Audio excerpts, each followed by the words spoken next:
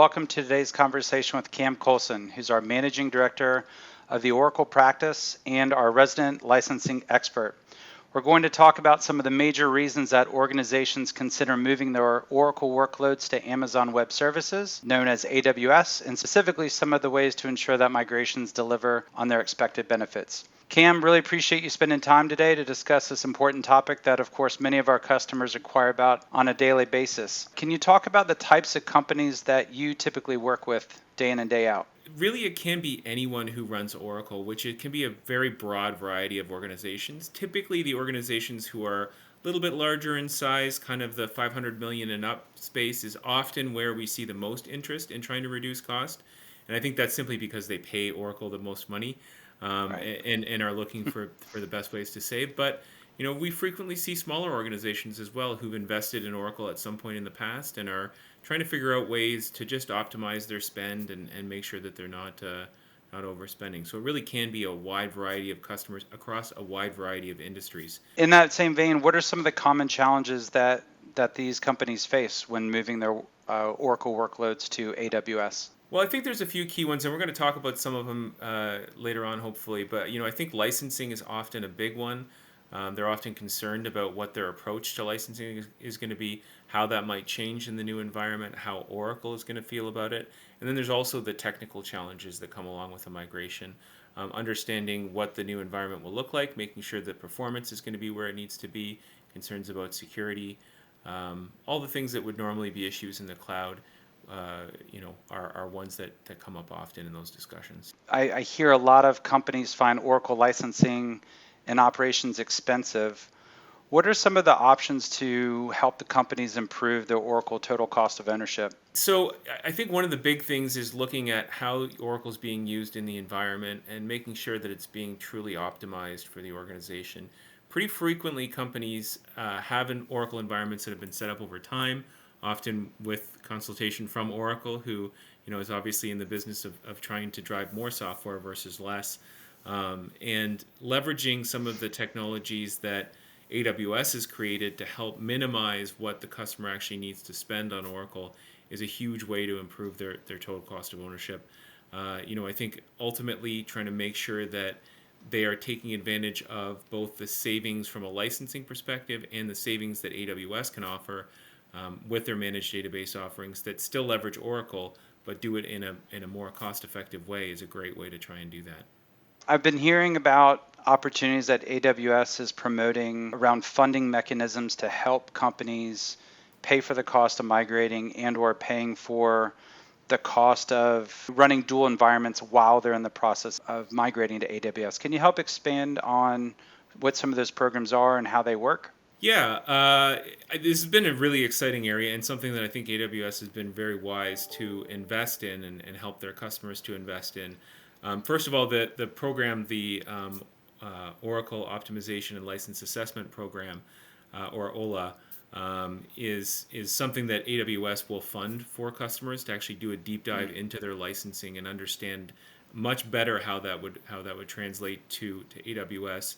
But further than that, AWS will actually help organizations with migration assessment planning and other programs that are available that can help them to fund a migration. So really the evaluation of the migration, the more in-depth evaluation and planning phase can be covered, and then actually the move to the cloud can be covered, as well as incentives on the actual consumption in the first few years.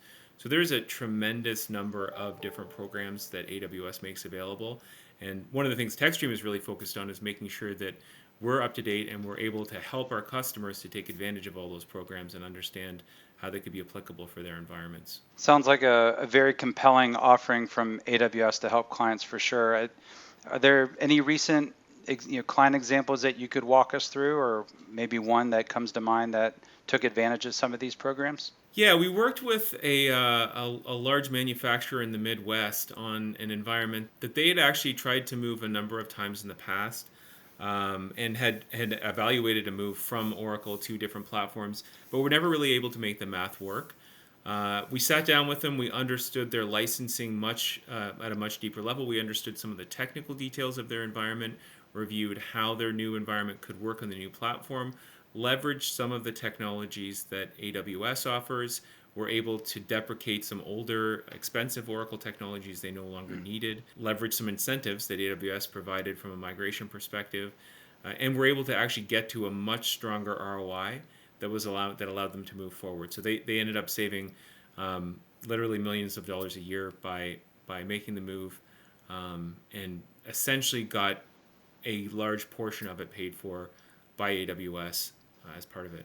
Wow, that's impressive. You hit on something in that example, this large manufacturer that was hesitant to move for a long period of time. We hear often about concerns managing Oracle licenses, especially knowing that sometimes audits and compliance are topics that come up.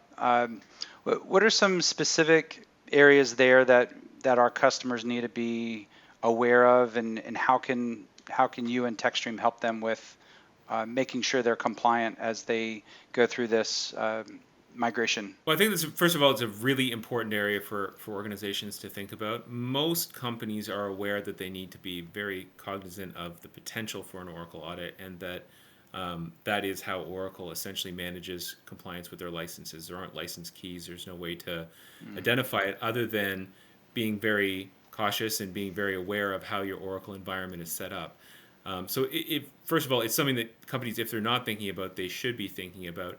But we're very aware as we're walking through these Oracle license assessments that we're following all the rules, right? That's part of the reason why AWS has created this program, is to make sure that when companies evaluate a move to AWS, before they take the first step, before they make any moves or put themselves at any risk with Oracle, they already understand exactly what this is going to end up at. So they already understand the end state of their Oracle license position before they start into the process. They know all the steps that they need to take. They understand how to approach Oracle, how to have the right discussions, and make sure that they're going to be safe, right? I think the risk mitigation factor around this is very important. And, frankly, if customers aren't concerned about it, I'm wondering how serious they are about actually moving, because it's certainly something that companies should be thinking about.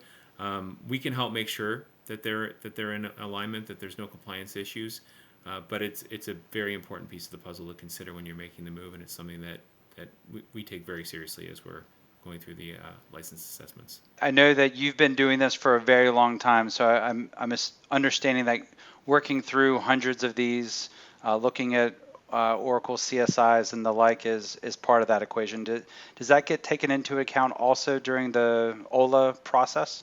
Yeah, that's something that often comes up in these discussions very early on. Most customers know that you can't sort of just walk away from Oracle. Reducing your Oracle support or changing your Oracle support structure is fairly complicated. If you tend to drop one or two items on a specific order, Oracle will reprice everything up to the same amount. So understanding how to restructure it in a way that will make sure that you actually save money is sometimes a little bit more of an art than a science, but it's definitely something that we are experts at, and we consider as we're walking through it. So we think about that. We approach it in a way that allows customers to make sure they actually do recognize savings. And one of the exciting things for me, somebody who's been doing this for almost 20 years, is that the AWS environment offers some new options, some new dials that we can turn to help save customers money that they never had access to before. So organizations like that manufacturer I mentioned earlier can do a cost analysis and get a different result than even if they did it a couple years ago without the AWS incentives that are on the table, and AWS products that can help them to be successful as well. Well, it sounds like saving money is good, staying in compliance and avoiding risk is good, but let's talk about scalability and performance. Obviously, one of the reasons that people have traditionally chosen Oracle is because of performance and meeting high compute needs. How does the OLA program and/or you and your team's experience help them maintain that performance and scalability factor as they're considering moving those workloads to AWS?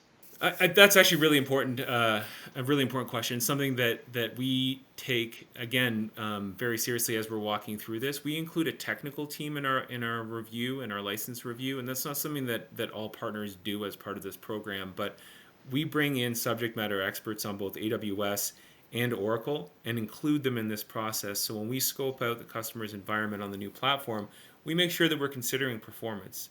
Us giving recommendations on license savings, completely blind to performance and not thinking about what the customer actually needs the system to do, really wouldn't get them anywhere, right? Ultimately, when we deliver an OLA at the end of the process, the customer is going to know exactly what the environment's going to look like. They're going to know that it's going to perform well, and they're going to have a really clear path to make sure that they're going to get a like for like, or ideally even better environment than what they've got today.